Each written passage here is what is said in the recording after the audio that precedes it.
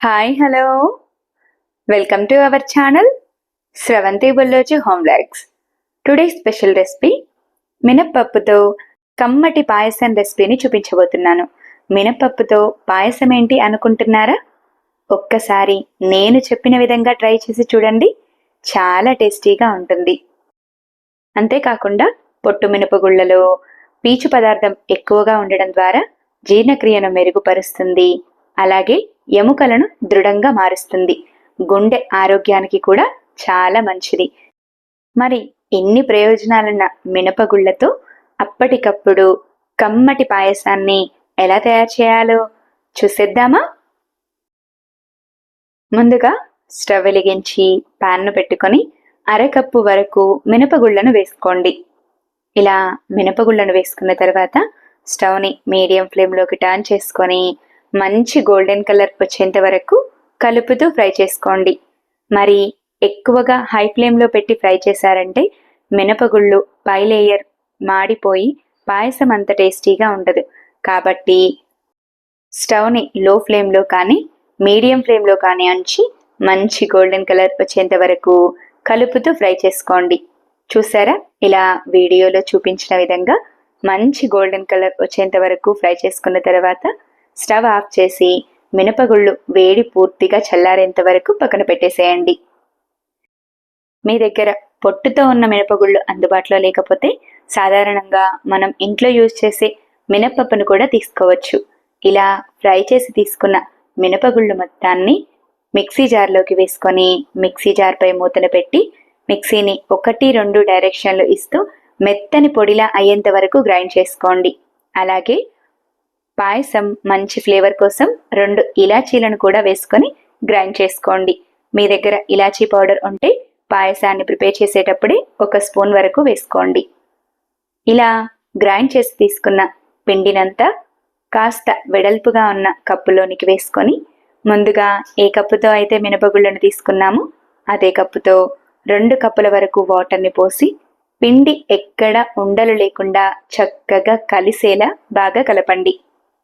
ఇలా పిండిని ముందుగానే కొద్దిగా వాటర్ని వేసి కలిపి పెట్టుకోవడం ద్వారా పాయసాన్ని ప్రిపేర్ చేసేటప్పుడు ఉండలు కట్టకుండా చక్కగా వాటర్లోకి కలిసిపోతుంది. కాబట్టి ఇలా పిండిని ముందుగానే కాస్త వాటర్ని వేసుకొని ఇలా పలుచగా ఉండేలా అడ్జస్ట్ చేసుకోండి.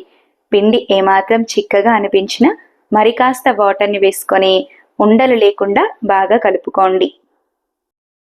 ఇలా ఎక్కడ ఉండలు లేకుండా చక్కగా కలుపుకున్న మినపపిండిని పక్కన పెట్టేసేయండి.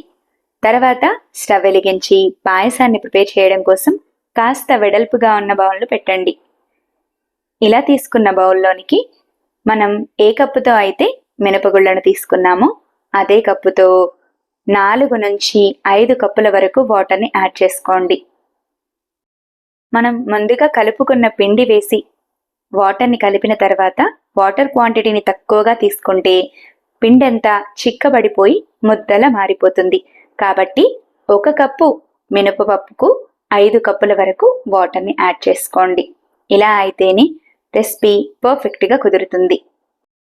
ఇలా వాటర్ చక్కగా హీట్ అయిన తర్వాత ముందుగానే కలిపి పెట్టుకున్న మినపపిండినంతా ఇలా రెడీ అయిన వాటర్లోకి వేసుకొని వాటర్ మొత్తం కలిసేలా బాగా కలపండి. వాటర్లో పిండంతా చక్కగా కలిసిన తర్వాత మరొక 2 నిమిషాలు కలుపుతూ ఉడికించండి. తర్వాత ఏ కప్పుతో అయితే మినపగుళ్ళను తీసుకున్నామో అదే కప్పుతో 1 కప్పు నిండుగా సన్నగా చాప్ చేసిన బెల్లం తరుగును వేసుకోండి. మీరు మీ ఇష్టాన్ని బట్టి చక్కెరను తేనెను కూడా వేసుకోవచ్చు. కాకపోతే ఒకే కప్పుతో మేజర్ చేసి తీసుకున్నారంటే తీపి పర్ఫెక్ట్గా కుదురుతుంది. నేను తీసుకున్న బెల్లం క్వాంటిటీ మీడియంగా స్వీట్ తినేవారికి సరిపోతుంది. మీరు కాస్త ఎక్కువగా తినేవారైతే బెల్లం క్వాంటిటీని 3/4 కప్పు వరకు కూడా వేసుకోవచ్చు. ఇలా బెల్లం వేసిన తర్వాత బెల్లం పూర్తిగా కరిగేంత వరకు స్టవ్ని మీడియం ఫ్లేమ్లో ఉంచి కలుపుతూ ఉండండి. ఇలా కలుపుతూ ఉండడం ద్వారా బెల్లం ఎక్కడ పలుకులు లేకుండా చక్కగా పాయసంలోకి కరిగిపోతుంది. అలాగే పాయసం కూడా కాస్త చిక్కబడడం స్టార్ట్ అవుతుంది. చూసారా, ఇలా పాయసం చక్కగా మరిగి కాస్త చిక్కబడిన తర్వాత మళ్ళీ అదే కప్పుతో 1 కప్పు నిండుగా పచ్చి కొబ్బరి తురుమును వేసుకోండి. మీ దగ్గర పచ్చి కొబ్బరి తురుము అందుబాటులో లేకపోతే కప్పు నిండుగా ఎండు కొబ్బరిని కూడా తురుముకొని వేసుకోవచ్చు. ఇలా కొబ్బరి తురుమును వేసుకున్న తర్వాత మరొక 5 నిమిషాలు కలుపుతూ ఉడికించండి. అంతే, సింపుల్గా టేస్టీగా మినప్పప్పు పాయసం రెడీ. ఇలా రెడీ అయిన పాయసాన్ని హెల్దీగా ఇలా అయినా సర్వ్ చేసుకోవచ్చు. లేదా మీ ఇష్టాన్ని బట్టి మీకు నచ్చిన డ్రై ఫ్రూట్స్ని వేసుకొని నెయ్యితో అయినా తాలింపు పెట్టుకోవచ్చు. లేదంటే ఇలా సన్నగా చాప్ చేసిన డ్రై ఫ్రూట్స్ని పాయసం మీదుగా చల్లుకొని కాస్త వేడి చల్లారిన తర్వాత సర్వ్ చేసుకున్నారంటే అద్భుతంగా ఉంటుంది. చుక్క నెయ్యి, నూనె అలాగే చక్కెర కూడా వాడకుండా ఈ స్వీట్ని ప్రిపేర్ చేశాము కాబట్టి డయాబెటిక్ పేషెంట్స్కైనా డైట్లో ఉన్న వారికైనా చాలా మంచిది. అంతేకాకుండా మినప్పప్పు వేసి పాయసాన్ని ప్రిపేర్ చేశాము కాబట్టి ఎముకలలోని ఐరన్ శాతాన్ని పెంచి ఎముకలను దృఢంగా మారుస్తుంది. అలాగే కీళ్ల నొప్పులను కూడా దూరం చేస్తుంది. మరి ఇంకెందుకు ఆలస్యం, హెల్దీగా టేస్టీగా మీరు కూడా ఈ పాయసాన్ని ఒక్కసారి ట్రై చేసి చూడండి. చాలా టేస్టీగా ఉంటుంది. మళ్ళీ మళ్ళీ ప్రిపేర్ చేస్తూనే ఉంటారు, అంత టేస్టీగా ఉంటుంది ఈ పాయసం. సింపుల్గా టేస్టీగా అరకప్పు మినపప్పుతో కమ్మటి పాయసాన్ని క్షణాలలో ఎలా తయారు చేయాలో చూశారు కదూ. నా వీడియో కనుక మీకు నచ్చినట్టయితే లైక్ చేయండి. ఇలాంటి మరెన్నో ఇంట్రెస్టింగ్, టేస్టీ, హెల్దీ రెసిపీస్ కోసం నా ఛానల్ని సబ్స్క్రైబ్ చేయండి. పొట్టు మినపగుళ్ళతో మీరు కూడా ఈ కమ్మటి పాయసాన్ని ట్రై చేసి ఎలా వచ్చిందో కామెంట్ చేయండి. Thanks for watching. Wait for new recipe daily 6 AM.